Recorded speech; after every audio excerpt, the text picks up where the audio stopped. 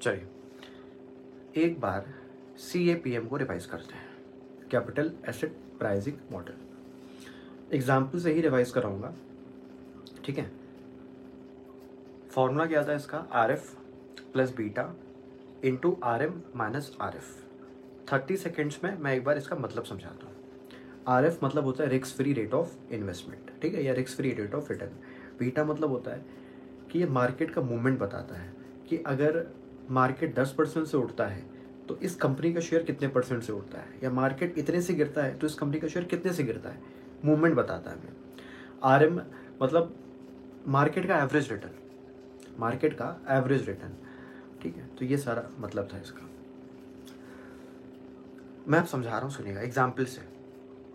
मुझे कंपनी ए में इन्वेस्ट करना है, मुझे कंपनी ए में इन्वेस्ट करना है, लेकिन कंपनी ए का जो बीटा है वो 1.2 है। मतलब मार्केट 10% से उठेगा तो कंपनी का शेयर 12% से उठेगा। मार्केट 10 से गिरेगा तो कंपनी का शेयर 12 से गिरेगा। तो ये कंपनी ए का शेयर ज़्यादा रिस्की है। आप सोचो ना, मार्केट 10 से गिर रहा है, ये 12 से गिर रहा है, ये ज़्यादा रिस्की है।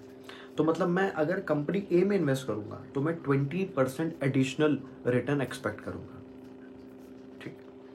अच्छा, लेकिन अगर मैं स्टॉक मार्केट में नहीं जाता हूँ, मैं कहता हूँ छोड़ो मुझे सेफ चलना है, मैं अगर FD कराता हूँ तो FD में मुझे 8% का ब्याज दर मिल जाएगा, ठीक है। लेकिन अब मुझे एडिशनल कमाना भी है, ठीक है।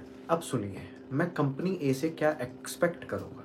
मैं कंपनी ए से बोलूँगा भाई मेरे को 8% तो चाहिए ही चाहिए, क्योंकि 8% तो मैं FD में भी कमा लेता। बट सिंस अब मैं कंपनी ए की तरफ आया हूँ, कुछ एडिशनल रिस्क के लालच में मुझे किसी ने बोला कि मार्केट में इन्वेस्ट करो 15% कमाओगे, 7% के एडिशनल लालच में मैं आया हूँ, 7% वो चाहिए मुझे।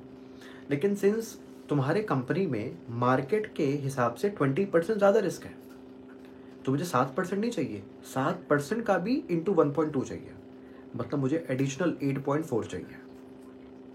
टोटल मुझे कितना चाहिए, 8 + 8.4 मतलब 16.4। यही है CAPM, और कुछ नहीं है। मतलब मैं इन्वेस्टर हूँ, मैं कंपनी के पास जाऊँगा, मैं क्या बोलूँगा, भाई मेरे को 8 तो चाहिए ही चाहिए, इतना तो मैं FD में भी कमा लूँगा।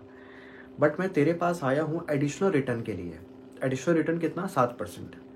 लेकिन सिंस तेरे कंपनी में मार्केट के हिसाब से 20% ज़्यादा रिस्क है, तो मेरे को 7 का भी 1.2 चाहिए। इसी हिसाब से ये 16.4 आया है। होपफुली आपने सीखा होगा, समझा होगा। चलिए, थैंक यू।